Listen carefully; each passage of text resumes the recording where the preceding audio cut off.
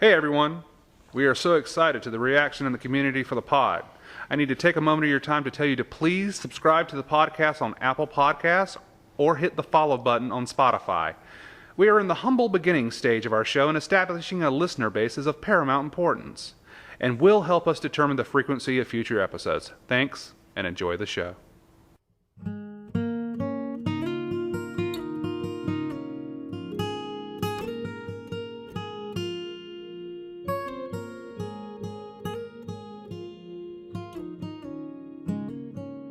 Okay, let's talk about Bridge to Terabithia. Now, this is the only show I've actually worked with you in as a director. I was in that show, I played the father.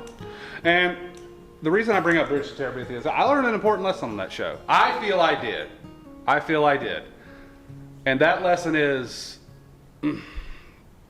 don't shoehorn yourself into something that maybe isn't right. And hey, we might cut this later, we might not, but we're going to talk about it. No, I'm with you on this. Ever since that happened, if I'm auditioning for something, there's something in it that I think I'm right for. Right. I'm just not showing up. And I'm the same way. If I don't think there's a good part for me or something I would enjoy doing, I'm not going to be there. Mm-hmm. I was directing that show, and I agree. It was an adult show that had mostly kids in it. Right. It has heavy subject matter. Right. I mean, I had one boy audition who was, a school kid age that could play the lead role in that. T.J. Ruffino, yeah. T.J. Ruffino. Uh-huh. And I had no other boys, so he was automatically going to be that role. He was very capable. He did a fabulous job. He won the Cannon that year for Best Actor. He was an excellent actor.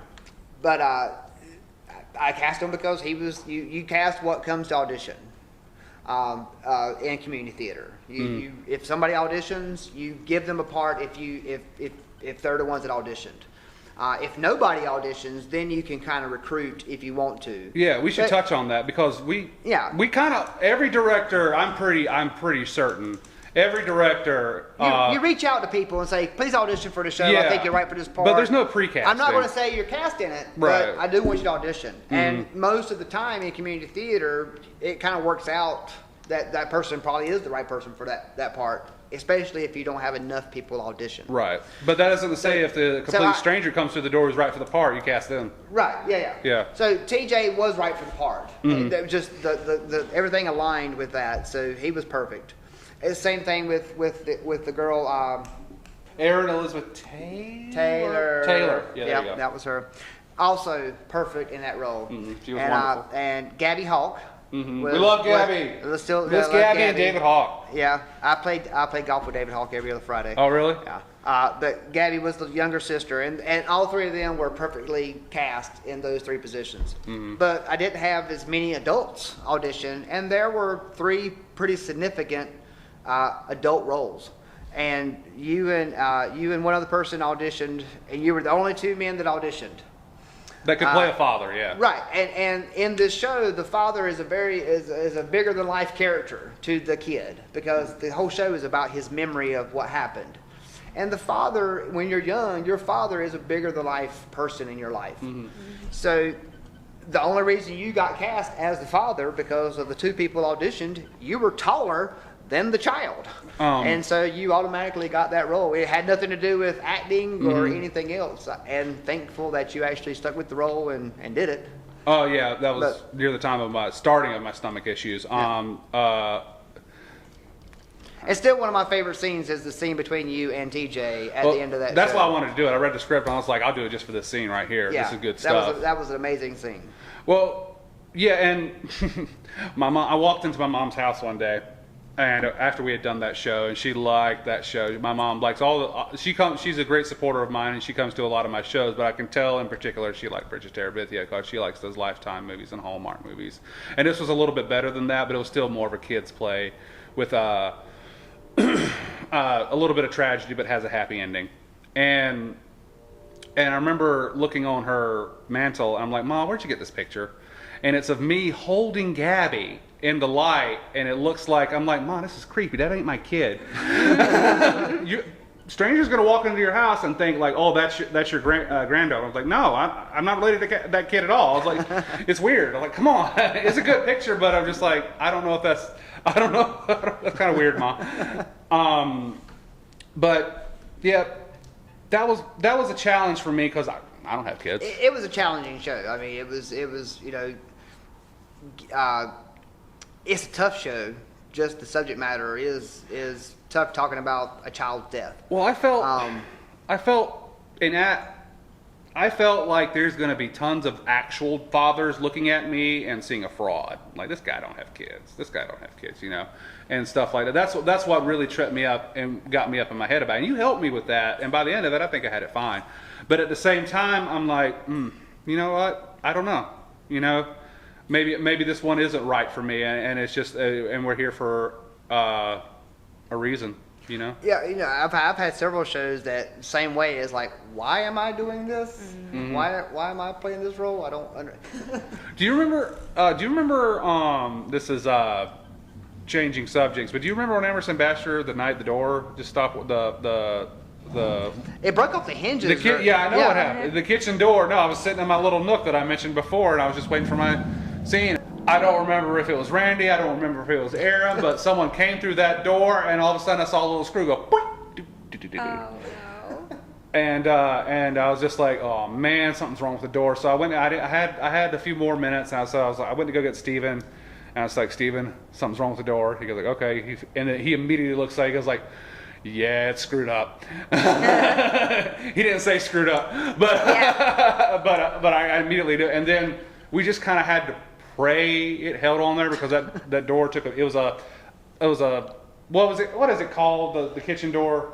It was a cafe hinge. Cafe hinge. Swinging door. Yeah, swinging door, and we could never get it quite right after it broke. I don't know what went wrong with it, but It's the cafe hinge. We've never had a good run with cafe hinge. Never had a good run with cafe hinges. They're always hard. They're always hard to pull off because they're. And I mean, it took a beating during that show. Yeah. Yeah. Show. Aaron had to get crushed by it, and I had to really come through it fast a couple of times. It was almost another character. The door? Yeah, the usually, door. that happens a lot where the set becomes like an entire character. Yeah. I remember specifically giving that note in Safe when I was directing. I was like, the Safe has to be a sixth character in the play. It has to like kind of dominate it, and that's important because it really helps add more layers to the play. What were you going to say, Shaun? My first cast party with Neuse Theater was during Mousetrap, me being 15 years old, and everybody else in this cast are adults. And I think half of them at the time lived at the Mayfair little apartment complex on like 3rd Street in Smithfield. So that's where the cast party was at Ken Mitchell Jr.'s apartment there. And I think Barry Gay and Scott Boljak and a lot of old school people were involved with this show. And I was sweet and innocent. I'd never had a sip of alcohol before. Oh, no, sir. I got a show tomorrow. I couldn't possibly. I go to this cast party, and there are, 25 people crammed in a one-room apartment with half a kitchen and half a bathroom. And they are drinking a lot and having a good old time, and I am scared to death of all these people. Stranger danger. And I do remember Kathy Nixon pulling out her guitar, and she was playing on the couch, doing a fabulous job. She's incredibly talented. She is so incredible. She was doing a Yep. fabulous job, and someone else started talking a little smack to her while she was doing it, because this person just wanted to talk and talk, and she was playing along and rolling eyes, and I'm like, they're about to fight. And I went to Ken's bedroom and called my mom and said, Mom, can you come pick me up? Mom. Because I am so scared. There's tough guys And it started here. raining, and I stood on 3rd Street in the rain for like 25 minutes waiting for my mom to come from my Pine Level to pick me up. Were you wearing like a little tie? I was so scared. I was drenching wet, and that was my first cast party. That I is don't know so about this crazy. theater thing. I had to say, after that, no other cast party ended the same way. Right. Yeah, I cannot. I caught Envision you. on. I caught on to the game Yeah. after that. But Yeah, you learned. You adapted. yeah, As every good yeah. actor, you adapt. Yes, Yeah, right. yeah. You take Absolutely. direction. You take direction. tears me up is Vivian Whirl in that show and Harold and Maude. Like, I'm not trying to talk about them. Are we talking? Okay. She was such a special person. Well, I mean, no. We dedicate a large part to Reggie's show to Vivian Whirl. We talk about her. He talks about her, and I shut up and listen a lot. Yeah, I mean, I won't talk a lot on it because luckily most of the memories of Vivian are great. My Harold and Maude, I've never broken character as hard as I did when I'm on stage with the banjo and I'm just holding it and there's other things going on and people are moving things on and off stage. And Vivian Whirl, who is not in the show, she is stage crew.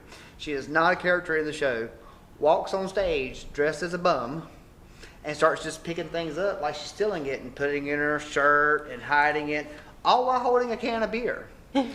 And I don't know why, but she comes over and she looks at me and I'm holding this banjo. She tries to take the banjo from me and I'm fighting her back. And I'm like, why is she on stage? What is going on right now? And she looks down and she hands me her beer. And I hold the beer and I look down and she has her shirt coming out of her fly in her pants. Like it's just flopping down. And she looks at me with her big eyes like she had. And just starts grabbing it and stuffing it back in her pants. And for some reason, I could not stop laughing. All the way. Luckily, I had no lines during this scene, but I'm laughing. What show is this? Harold and Maude. Okay. The lights go down, and then Debbie and I go into this other scene that's supposed to be a little bit more sentimental. Something special is happening. I don't remember exactly the context. But I'm still laughing. Like, I cannot stop. So Debbie's trying her best to get me back into this poignant time of the show, and I'm just sitting there like, Vivian Whirl. I mean, just... What was her reasoning after the show? Like, what did she tell Because she could. I mean, she had no... Vivian, you know, she just had no reason. She kind of like Craig Baker. Yeah. They were very similar in their spirit. Yeah. Whatever made the show better, they were going to do it, and they were not going to ask questions about it. So, both of them are two people that really still affect me now in theater. They're just two great people. Yeah. Married men should ask what the character does before they do it. Read the script first. Look, Read the script first. I came in for Mamma Mia at the last minute, and Rick had done the rehearsal, and I'm just reading the script, Yeah, during Mamma blocking, Mia. and what I'm doing, and all of a sudden I have all these like high school and young college girls dancing around me, and I'm like, wife, I did not sign up for this. I didn't know what was happening. They are just dancing around me, and See, my hands that were right entire here. scene, my hands were in the air that entire scene. I'm like, nope. You were pretty absolved of any level of guilt though, because you literally like jumped in to save the day. Well, it was like perfect. Like it wasn't acting. It Just was set it like up. it was like, oh my gosh, what am I gonna do? Put my hands up. Yeah. And Mamma Mia, which is a recent NLT production, I think it was the season opener, and we had Rick Hernandez, Gregory Hill, and Darren Nix. as the three my dads. first cousin. Yeah, and Mary-Leigh was in that as well, and you guys do look alike. Actually, I can totally see you and Darren. And Mariana Moran was the yeah. Yeah. Donna. Yeah. And Rick Hernandez was one of the dads, but unfortunately he had some issue with... He had appendicitis. He had that to have appendicitis, yeah. removed. That'll do it. Ruth, the director, called me the Tuesday night before opening night. So not even 2 rehearsals. I had Tuesday night, Wednesday night rehearsal, Thursday night was a preview night. So 2 actual rehearsals before an audience. Yeah. I mean, we were already doing full dress run-throughs. Tell me about what was that like from your perspective, Mary-Leigh? Well, it was double-edged because all of us were devastated for Rick. We were very concerned. And number one, the concern was we want for him to be healthy and to pull through this all okay. But then number two, in the background, you're like, what the heck is going to happen with the show?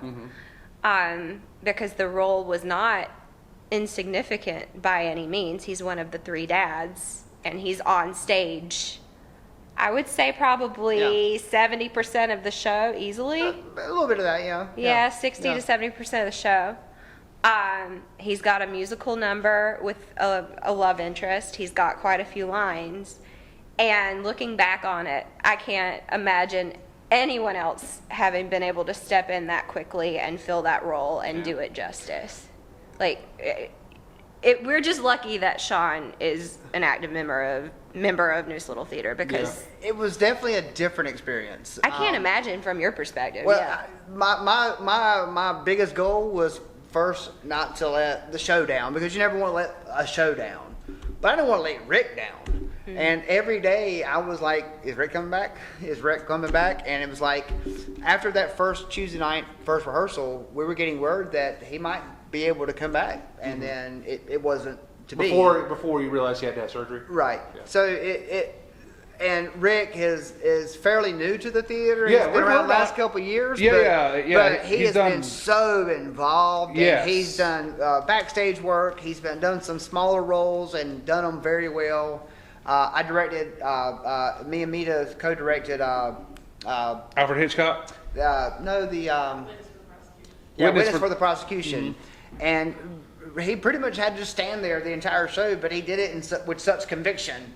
Everything he does full out. Yeah, and this was the first time he was really going to be able to be spotlighted. Yeah, I believe this was his first musical ever. Because we kept trying to push him on stage, because he would do he would help out Stephen backstage as an assistant stage manager or something like that. And the cast was great. There were a lot of new members, new people here. Big cast, a lot of new people around. I didn't know a lot of them, which it's a little bit easier when you know the people. Yeah. But like I said, like there were just a ton of young people, which was also great. But I just wanted to do Rick right by that, and the show itself right by that.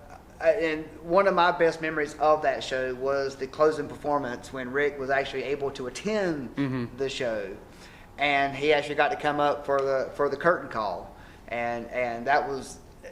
It cheered me up. I actually left the stage, so it was like, this is Rick's show. He needs to play this part now. So I actually left so he could take his moment and be Bill Austin in that. And it still makes me, because I love that man very much, and for everything he's done in the short time he's been here. Rick, one of the quaintest men you'll ever meet. He's highly intelligent, soft spoken, but you can tell there's like a brain working underneath.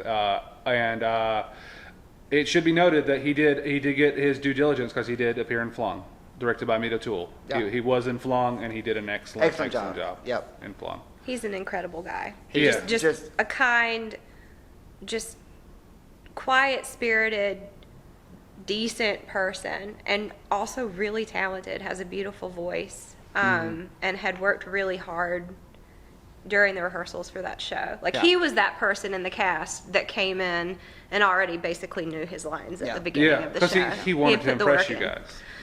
He wanted to make a good impression. That's just the type of guy Rick is. He's a hard worker. And we all love being on stage. Stage. Google the actor Stephen Lang. He looks exactly like Rick Hernandez. Stephen Lang. Like, we all want to spend time on stage, and we love being on stage, but those circumstances was never a reason I wanted to be on stage. No, of course not. I was. And you handled it so well. Yeah, but I just wanted to do him right by that. Yeah, because I remember hearing about it, because that's when I was recovering from surgery, and and not to bring that up again, but I remember hearing about that. I was like, oh, Shaun's going to have to step in. They'll be fine. And there's not a whole lot of people I would say that before. So-and-so's out. So-and-so's got to step in. Jesus. Oh, I saw him at that first rehearsal, and I was like, thank God it's you. I know that you can learn your lines 2 days before a show goes up, because you do You're that the one anyway. person that thinks that? We talk about Santaland Diaries?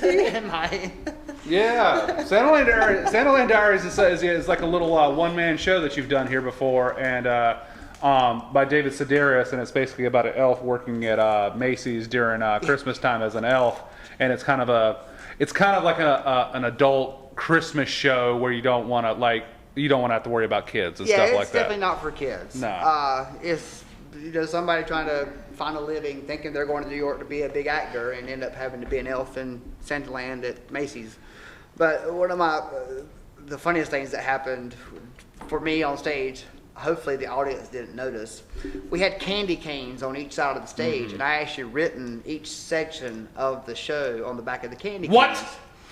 But instead of doing it, in this scene I'm stage right, in this scene I'm stage left, I did it as in 1, 2, 3, 4, starting stage left to stage right. So the first half of the show's over here, the second half of the show's over here on one side of the stage. And so at one point in time, I just, in case I lost it, and I lost it, and I was like, okay, what do I do?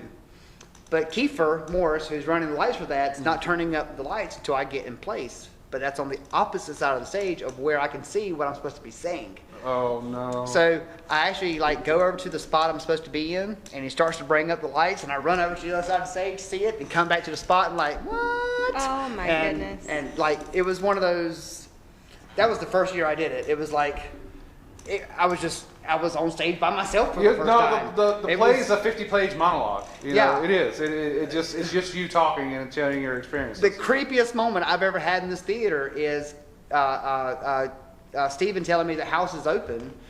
Kiefer goes up to the booth. Mita's in the house. Steven's helping with the audience. And I'm downstage by myself before a show, which is very odd because you have your cast there and you're all bonding and just having fun before the show starts, and I didn't have that. And it was like, so what do I do for 30 minutes? Right. That's a lot of pressure to just carry the show. But it was fun. completely on your own. It's a fun experience. You should try it. Come on.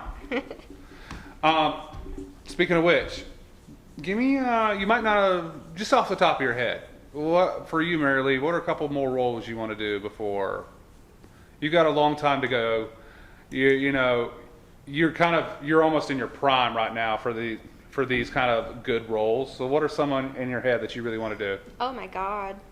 You might want to ask Shaun first because I literally have nothing. All right, sit there and think about it. Shaun, give me a couple. Well, the two shows I've always wanted to do, I can no longer do because my body won't let me. I've always wanted to do hair, but Okay, first of all, I know if we do hair, you're totally going to do it. So why don't we just stop with that right now? But are we ever going to do it? Probably not. Okay. But And then, well, all right. I've heard of a production of Hair that was very close by. Not going to say the theater, but they've done it semi-recently, where they actually did appear nude on stage in that opening bit. And the whole deal is you can do it if you want to. If you don't, don't. That was it. That was it. I saw it in Wilmington, and they do it. The whole cast did it, but it's such quickly. It's so happens. quick. It's barely. You're like, wait. But that makes me think, what is it going to be like backstage when you're waiting with your castmates? Awkward. No, you actually strip on stage. You do? Yeah. I thought you kind of like heard it in, like. It's right before intermission. It's like they hit the last note, and then they're like, "We're nude," and curtain. Of course, one of your dream shows would be you flashing the entire audience. Yeah. No, it has nothing to do with that. It has everything to do with It that. has nothing to do with that. We kind of started. We actually went on our first date like the week before the show opened, but we didn't really get into the relationship until after that happened. Okay. Even though the closing day of the show, I actually show up in white pants and a pink shirt because it was the same day that we had to bury our grandfather, and he wanted all of us to wear colorful shirts. So I wear white pants, pink shirt, and one of his ties. And then that show ends. Well, she in the show is a bride in the show, so she's in a bride's gown, and we get a picture taken, and it looks like that's from our wedding. Aww. Everybody thinks that picture is from our wedding because she's wearing a bride gown, I'm in that outfit, and all the bridesmaids are standing next to us. But it's actually from that show 8 months before we actually got married. Aww. That's actually kind of sweet. That's really sweet, actually. Yeah, well, me and her were riding down the street one day. This is how we realized that we were both that she got cast in A Little Murder? A Little Murder. Yeah. We were driving down the road, and she was asking me about my other shows I had done at the theater, and I was like, yeah, and I met Bethany because she did A Little Murder for Everybody. She goes, wait, were you in that show? I was like, yeah, I was the inspector. I was originally cast as Donald, but the girl who got cast in that couldn't do it, and Matt decided to recast it, so he made me the inspector. And she was like, wait, you were cast as Donald?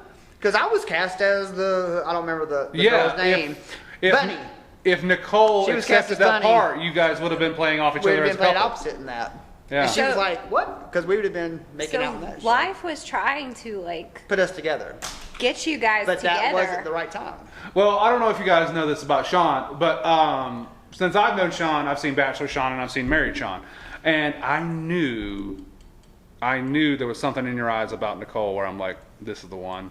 This is the one. There's no going back after this. I just knew, especially on before, like after Always a Bridesmaid, because I kept hearing them. I was like, what? Shaun's gonna settle down? And then I remember talking about it, I was like, yeah, he's going to settle down. And that's awesome. Yeah. That's awesome. The man, excuse me, the woman who wrangled Shaun Braswell. She's a brave soul. Oh, indeed, Yep. sir, indeed.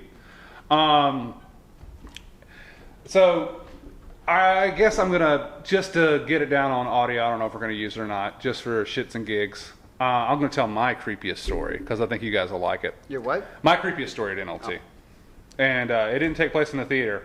I did Sunday last summer one night. And it's a Tennessee Williams play, and I played a character named George, and I played him kind of like a Southern dandy, like, you know, like, oh, Violet, oh, can't we go down and get some more sugar, you know? So I kind of played him like a dandy almost. And I remember it was 1 o'clock at night, and I was at home, and my phone rings, and I'm like, who the hell is calling me at 1 o'clock at night? And I pick up the phone, and it was this guy who goes like, hey, did you play that George guy on that play? And I was just like, yeah. He's just like, you want to meet up for a drink or whatever or something like that? And I'm just like, nah, you're barking up the wrong tree, pal, but thank you so much. I'm halfway flattered, and I hung up. Did you ever put all the pieces I don't know who it together? was. How they got your number? It was probably Facebook, because that was the early days of Facebook, where having your number on Facebook wasn't such a stupid thing to do. Oh yeah. And that number has since been disconnected, so it doesn't matter now anyway. But yeah, that was weird. I remember going like, wow, I guess he liked my performance, but how did you get my number? Flattered or creeped out? Flattered or creeped out? A little from column A, a little bit from column B. But yeah, so we're going to put a pin in it there, folks. Thank you so much. We've definitely given Mita choices to edit. I think this is going to be a labor of love on her part, if I'm being honest right now. Next one, we'll talk about Richard Roberts. Oh, Yeah, it's 9:30. We've been going about 2 hours and 15. What'd you say about Richard Roberts? I said next time we'll talk about Richard Roberts. I know I gotta get Steven on here. The Sunshine Boys. Yeah, I know I gotta get Steven on here, and I know What, Steven? Steven. Yeah. Well, how the hell is he not here? I want to get Steven on the podcast, but me and Mita were talking about it, and it's going to be like, I know how it's going to go. It goes like, hey, Steven, hey. You like working in the theater? Yep. Yes. Yep. How long you been doing it? Long time. Wow. Long time. Sunshine, All right, that was Steven Sunshine Roberts, Boys. everybody. Thank you for coming by. But no. Look, we could have a whole podcast about Sunshine Boys. Yeah. Richard Roberts going, I got it, Steven. Because you had to use the inner ear Had the mic. inner ear monitor Yeah. to give him his lines. Oh my god, that made me laugh. I could tell so many stories about. Like, I could probably fill up 30 minutes with Sunshine Boys. We could have a Craig Baker, Richard Roberts, Sunshine Boys podcast. We could do that. That one show probably would deserve one podcast. That picture that I think I sent it to you on Facebook, right? Of me and Vivian and Richard Roberts. That was from The Little Match Girl, another one of the kids' shows. And it's Richard Roberts on one side of me and Vivian on another side of me when I was a little kid. Aw. And I found it randomly going through stuff at my mom's house about a month ago and started crying when I found it. Yeah. Yeah. That's why we're doing this. That's why we're doing this. One day,